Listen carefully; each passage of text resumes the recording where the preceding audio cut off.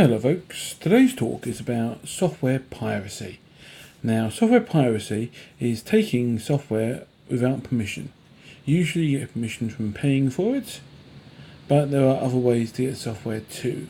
Now, firstly, what is software? Well, software is on your computer, it's all the apps and programs that you use. Some things are free, things like Google Chrome are free, things like open source software are free. Some software has got adverts on, adware it's known as, or sometimes you find software which just nag you to pay for them, which is very annoying. But a lot of software is actually paid for. Things like Microsoft Office, a lot of Adobe products and the lot, all of those things are going to be paid for. And piracy is taking the lock off them so you can use them without paying for it. Now, this has some upsides and some downsides, and we're going to talk about both today, okay?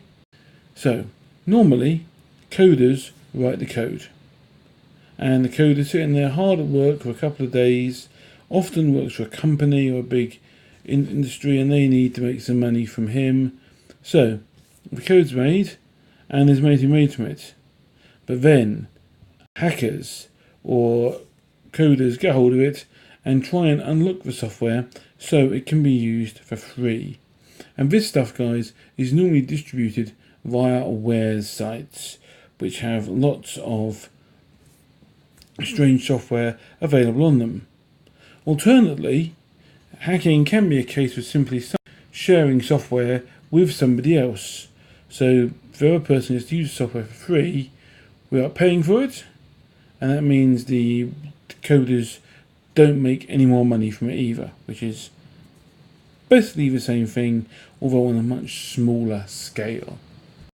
So, also, pirated software tends to be used a lot in the developing world, where paying for software is A, difficult to do, and B, extremely expensive. So this is a problem. They sometimes can't get the legal shrink-wrapped software or official software. Now, there are a few problems with piracy in my mind. First and foremost, it's illegal, it's stealing, it's bad karma, and you can be arrested, and yep, you can go to prison. Secondly, it means developers are going to be broke, and if developers aren't going to make any money, they're not going to make decent software for us to use. And last but not least, if you use pirated software, they usually find out about it quickly and usually find a way to block it. And once that software is blocked, that means it can't download patches and updates and bug fixes and security measures which will help it. So the software gets buggy and crashes very, very quickly. So that was me talking a bit about pirate software. So, just to recap, pirate software is when you take software you have to pay for and make it free. This means that coders can't afford to make it for you, but some hackers do this and share the software on wares sites. Or sometimes people just share software with their friends thinking, oh, only one won't hurt. But it is wrong to steal, first and foremost. Good software can't afford to be made, and patches are not available.